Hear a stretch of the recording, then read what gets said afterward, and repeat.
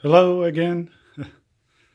Well, now I'm gonna take a quick look at how I build those shelves. It's basically um, upgraded IKEA floating shelf. I guess you can call it. Um, what I did, I went to Home Depot, got a couple boards, the size that I needed for the shelves, um, some plywood, and you kind of sandwich them and glue them with construction glue or liquid nails or something like that. Um, and you leave a gap in between. See, and that allows me to run wires and hide wires.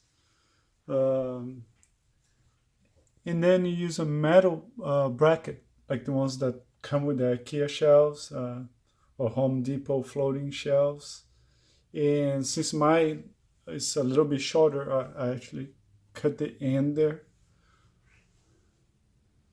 And in between, you put some pieces of plywood and glue them together. You end up with like a pretty solid shelf. In my opinion, stronger than the ones I got from IKEA. And once you do that, you got something just like that. And let me go down here.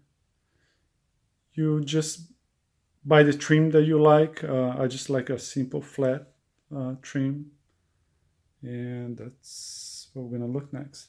So you do the cuts, and you can use a piece of plywood. As you can see, it's not much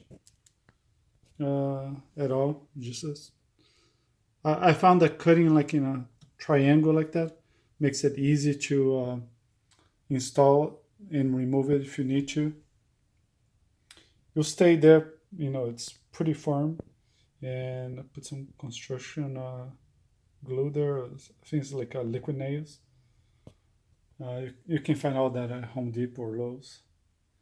So we end up with like a really long piece, and you want to put those about like maybe no more than 3 feet apart, depending how long you run. Sometimes you have to do like every couple of feet. And once you have that trim, just like that, you can just connect it to the shelf and it'll stay like you see the other ones. They all, well, I don't want to pull it, but I think you can see, you can look under, see, you can just pull it out, run some wires, and that's exactly what I did. If you go under here, you can see how I run some wires for the LED and the sensor there. Up there, you can see the same concept, and it gives you a very clean look. It allows me to display all my action figures. You can take a look from the side. You can see the LED strip light at the bottom there. And that's the reason I removed that piece, because I'm running a new um, set of lights under that one that I just removed. And let me see. And I don't know if you can see on the back there, I put a little screw with a piece of wood. I don't know if you can really see much. Just to make it easy, because that metal bracket just goes so far. And this end here, I wanted to still provide some support. So I don't know if you can, right there, you can see. Just a piece of wood right there on the stud with a good screw. We'll keep that in level, just in case you decide to put something a little bit heavier there.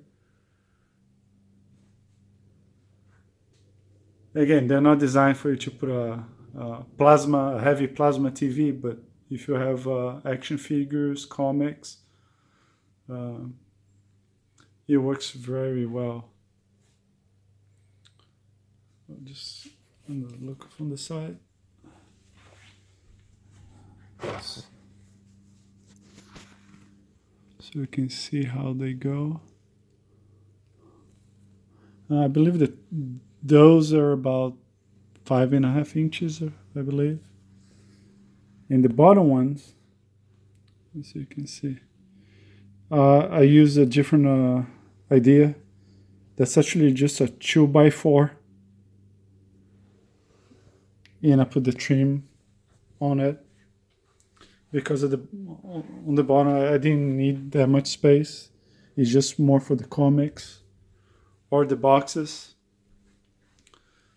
And I'll take another look here. You can see there at the end. So it's just 2x4. And I'll go under so you see. This gives you a good look. There's a couple of metal brackets. And you can see another metal bracket there. Right there on the stud. And again, a 2x4 is not that wide, it's 3.5 inches. And you're just putting some comics there. It holds really well and allows you to staple the trim to the 2x4. And I use that because I'm not running any wires on the bottom shelf. But the top two shelves, I did it this, what I call the Ikea, upgraded Ikea version there, the sandwich board, because I needed to put, the action figures, and the 12-inch ones are a little bit heavier, plus the comics and the lights. So let's quick look back here. Now, on the other wall, where I have the other comics, I actually use the IKEA shelf. As you can see, that's just a regular IKEA shelf that I cut it in an angle and put a trim in front of it. That's all there is to it. And you can see right there, it's just a trim that I put in front of it to match the other shelves on the other side. And I still have some leftover pieces. As you can see, they're very easy to cut. That's what they look like inside.